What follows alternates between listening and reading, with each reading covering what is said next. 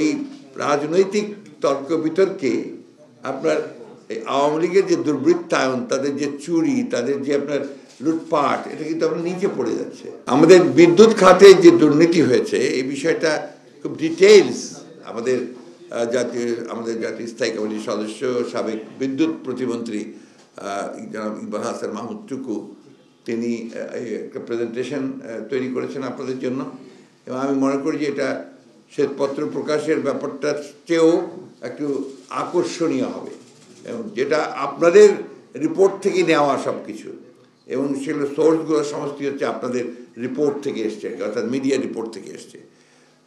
তো এই জিনিসটা আপনারা একটু, আমাদের অনুরোধ থাকবে যেটা কি, আপনারা এটা একটু ভালোভাবে প্রচারের একটু ব্যবস্থা নেবেন, কারণ এই রাজনৈতিক তর্ক বিতর্কে আপনার এই আওয়ামী লীগের যে দুর্বৃত্তায়ন, তাদের যে চুরি, তাদের যে আপনার লুটপাট, এটা কিন্তু আপনার নিচে পড়ে যাচ্ছে।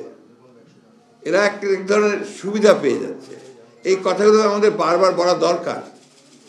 এই কথাগুলো না বললে আপনার আওয়ামী লীগের যে দুর্বৃত্তায়ন এবং আমরা যে ধ্বংস করে দিয়েছে দেশটাকে, এটাকে আমার যে ভাষায় বলতে যে পোকলা করে দিয়েছে, এটা কিন্তু মানুষ আস্তে আস্তে ভুলে যাবে।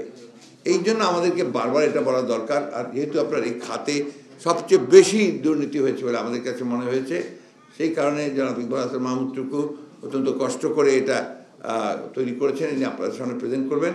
আমাদের সঙ্গে আছে আমাদের আরেকজন অত্যন্ত প্রখ্যাত শ্রমিক নেতা, আমাদের জাতীয় স্থায়ী কমিটির সদস্য, সাবেক রাষ্ট্রদূত, আমাদের সকলের অত্যন্ত শ্রদ্ধেয় জনাব নজরুল ইসলাম খান।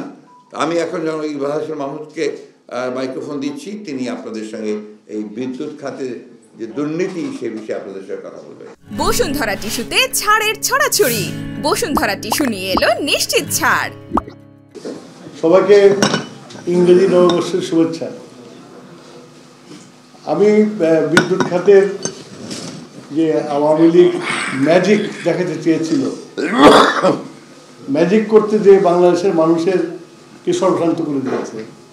এবং আপনারা যারা এখানে আছেন প্রত্যেকে মাস শেষে বিদ্যুতের বিল পে করেন, আর বিশেষ করে প্রিপেড মিটার দিয়ে আপনারা যে বিল পেমেন্ট করেন, 100 টাকার কার্ড কিনলে 80 টাকার 20 টাকা চলে যায়, 80 টাকা থাকে বিদ্যুতে। এইভাবে আপনাদের পকেট কেটে নিয়ে যাচ্ছে ম্যাজিক দেখাতে চেয়ে, এবং এগুলো সবই বেশিরভাগ ক্ষেত্রে লুটপাট হয়েছে। তো আমরা অনেকদিন হলে স্টাডি করতেছি আওয়ামী লীগের যে উন্নয়নের যে স্লোগানগুলো চলছিল, সেগুলোকে দেখে আমরা বিভিন্ন ক্ষেত্রে বিভিন্ন সেক্টরে আমরা এটা কাজ করেছি, কাজ চলছে আমাদের। বিদ্যুতেরটা আমি মোটামুটি এখনো শেষ হয়নি, তবে যতটুকু করেছি এর থেকে আপনারা একটা আইডিয়া পাবেন যে তারা মানুষকে বিদ্যুৎ দেওয়ার নাম করে মানুষকে কিভাবে আমাদের মানুষ পকেট কেটে নিয়ে গেছে, এবং এগুলো বৈদেশিক মুদ্রায় পেমেন্ট করতে হচ্ছে। এবং 2027 সালের পর থেকে এদেশে একটা ভয়াবহ ফরেন এক্সচেঞ্জ ক্রাইসিস হবে, এবং তার মূল কারণ হবে বিদ্যুৎ। তো সেই জন্য একটু আপনাদের সামনে আমি একটু সময় নিয়ে এই প্রেজেন্টেশনটা করবো, আপনারা দেখবেন, এবং এরপরে এটার সামারি আপনাদের ইমেলে পৌঁছে যাবে, কারণ এটা সামারিটা অনেক বড়, 7-8 পাতার সামারি। তো আপনাদের ইমেলে পৌঁছে দেওয়া হবে, এবং আমি আশা করি যে প্রত্যেকটা সেক্টর ধরে আপনাদের পত্রগুলো আসা উচিত, এবং মিডিয়াতেও ইলেকট্রনিক মিডিয়াতেও আসা উচিত। এই জিনিসগুলো মানুষের জানা উচিত, কীভাবে মানুষকে পকেট কেটে বিদ্যুৎ দেওয়ার নাম করেছে, এবং আজকে বিদ্যুৎ স্বপ্ন দিতেও দেওয়া যাচ্ছে না, বিকজ অফ জ্বালানি কিনতে পারতেছে না।